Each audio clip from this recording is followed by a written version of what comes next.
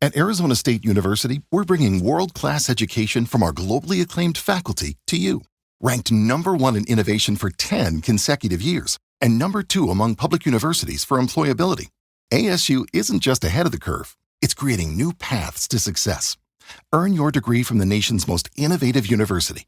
Online, that's a degree better. Explore more than 300 undergraduate, graduate, and certificate programs at asuonline.asu.edu. Having a life scholarship and being able to afford to go to college made me feel inspired to go. When I got a life scholarship, it was such a relief. I knew that I wanted to have an impact. Having a life scholarship through the SC Education Lottery was huge. It gave me the opportunity to make that impact right here at home. The South Carolina Education Lottery. A better you, a better us, a better South Carolina. Visit sceducationlottery.com/betteryou. We interrupt this program to bring you an important Wayfair message. Wayfair's got style tips for every home. This is Styles McKenzie helping you make those rooms sing. Today's style tip. When it comes to making a statement, treat bold patterns like neutrals. Go wild, like an untamed animal print area rug under a rustic farmhouse table from Wayfair.com. Arr, fierce. This has been your Wayfair style tip to keep those interiors superior. Wayfair, every style, every home. Welcome to the Deep Dive.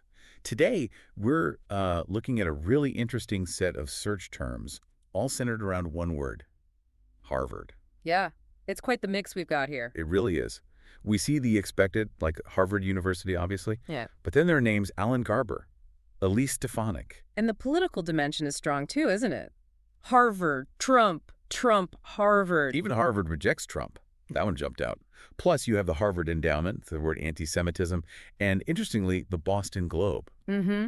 So the idea is to kind of piece these together, see what picture emerges. Exactly. Let's try and understand what this cluster tells us about Harvard at this particular moment. Okay. Well, starting with the core, Harvard and Harvard University.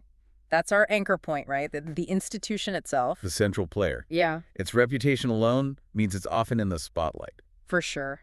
Which leads us maybe to those political terms, Harvard, Trump, Harvard, that rejects phrase. Right. Why so prominent, do you think?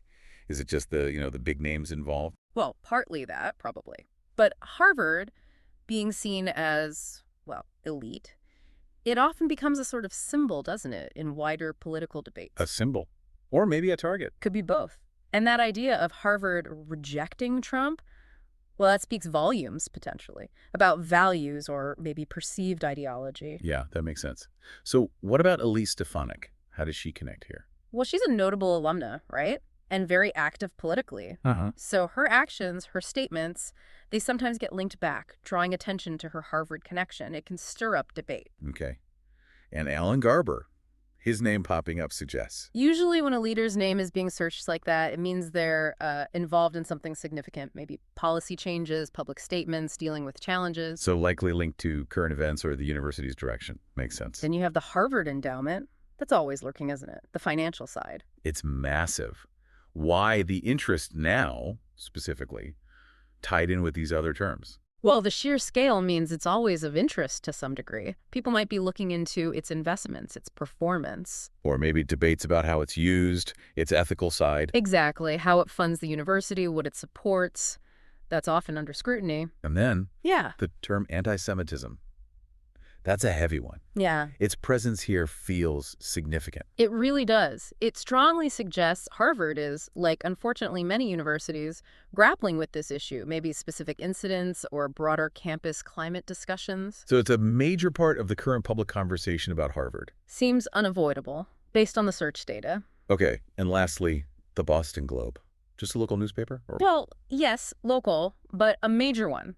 Its inclusion implies these other topics, Trump, Stefanik, Garber, the endowment, anti-Semitism, are being actively reported on.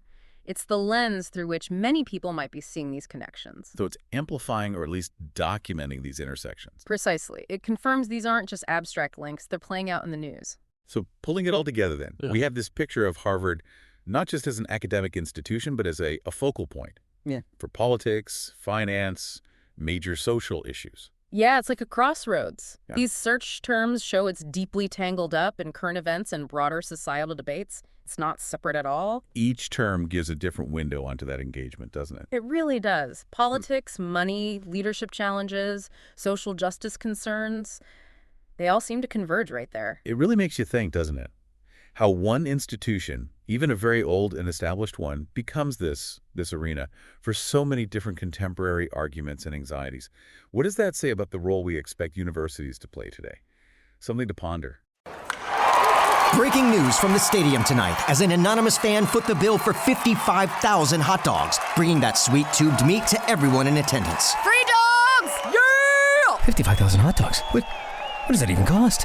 While the identity of this Frankfurter philanthropist remains anonymous, their all-beefy generosity will go down in history. The new Mega Millions. More to win means more to give. How you spend it is up to you. Yeah! For game odds and details, visit SCEducationLottery.com.